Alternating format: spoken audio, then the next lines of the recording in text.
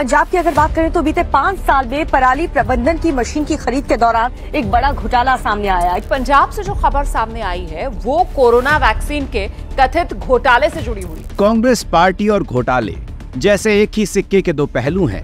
केंद्र से लेकर जिन भी राज्यों में कांग्रेस या यूपीए समर्थित सरकारें रहीं, वहां जनता के हितों से ज्यादा घोटालों का विकास होता रहा। पंजाब भी कांग्रेस की इस भ्रष्ट राजनीति से अछूता नहीं रहा, जहां कांग्रेस ने राज्य को कभी भी प्रगति के रास्ते पर चलने नहीं दिया। स्मार्ट सिटी परियोजना में 1000 करोड़ का घोटाला हो या एलईडी लाइट प्रोजेक्ट और 5 किलोमीटर लंबी सड़क परियोजनाओं को कांग्रेस के करीबी ठेकेदारों को सौंपने का मामला, जिसमें 2000 करोड़ से अधिक की रकम हड़प ली गई। हर घोटाला कांग्रेस की भ्रष्टाचार में लिप्त मानसिकता को उजागर करता है। कांग्रेस ने विकास कार्यों में रोड़े अटकाए और भ्रष्टाचार से जनता के पैसे का दुरुपयोग किया। कांग्रेस की यही भ्रष्ट कार्यशैली पंजाब को बार बार पीछे धकेलती रही। कांग्रेसियों ने प्रदूषण के नाम पर भ्रष्टाचार का धुआं निकाल दिया। पराली से निपटने के लिए 11,000 से अधिक मशीनों की खरीद सिर्फ कागज पर रही, जिसमें 150 करोड़ रुपए की राशि का गबन किया गया। पंजाब की कांग्रेस सरकार ने कोरोना महामारी को आपदा के बजाय अपने फायदे के लिए एक सुनहरा अवसर बना लिया। जब देश कोविड से जूझ रहा था, तब कांग्रेस सरकार ने जनता की जान से खिलवाड़ करते हुए मुनाफाखोरी की। मोदी सरकार से 400 रुपए प्रति खुराक के हिसाब से 42,000 वैक्सीन की खुराकें खरीदी, लेकिन इन्हें निजी अस्पतालों को 1,060 रुपए प्रति खुराक बेच दिया।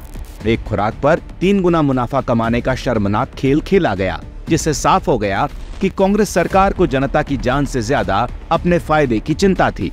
कोविड किट की खरीद में भी इसी तरह से जनता के पैसे की खुली लूट हुई।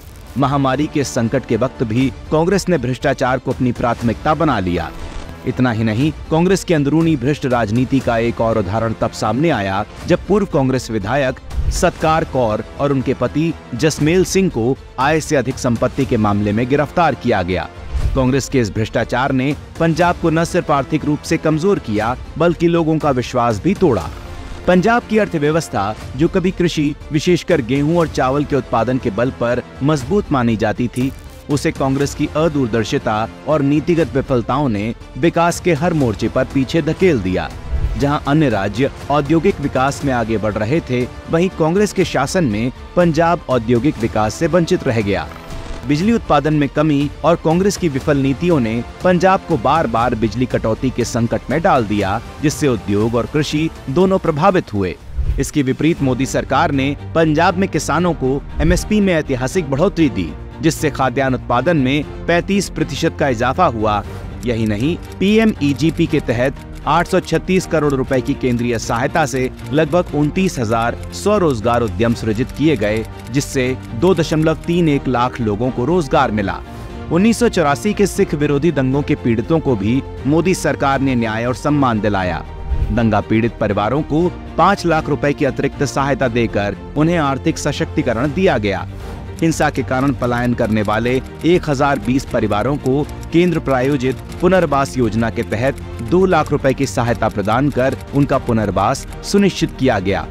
शिक्षा के क्षेत्र में भी कांग्रेस की सरकारें सिर्फ खोखले वादे करती रहीं, जबकि मोदी सरकार ने वास्तविक काम किया। 2014 से पहले केवल 18 लाख सिख छात्रों को छात्रवृत्ति मिलती थी, लेकिन प्रधानमंत्री मोदी जी के नेतृत्व में लगभग 31 लाख सिख छात्रों को प्री पोस्ट मैट्रिक और मेरिट कम मींस छात्रवृत्ति दी गई।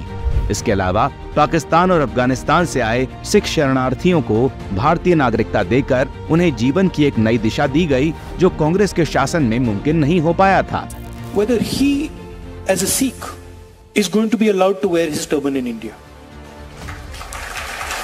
or he as a Sikh is going to be allowed to wear a kada in India, or he as a Sikh is going to be able to go to Gurdwara. That's what the fight is about. Congress party न केवल भ्रष्टाचार में लिप्त है, बल्कि सिखों के हितैषी होने का ढोंग रचते हुए उनके अधिकारों को कुचलने में लगी रही है।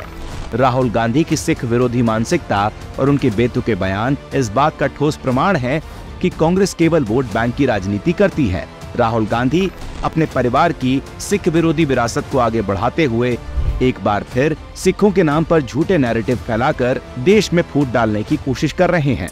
लेकिन सिख समाज ही नहीं, पूरा देश उनकी इस घटिया राजनीति को ठुकरा चुका है और कांग्रेस के छलावे का पर्दाफाश हो चुका है।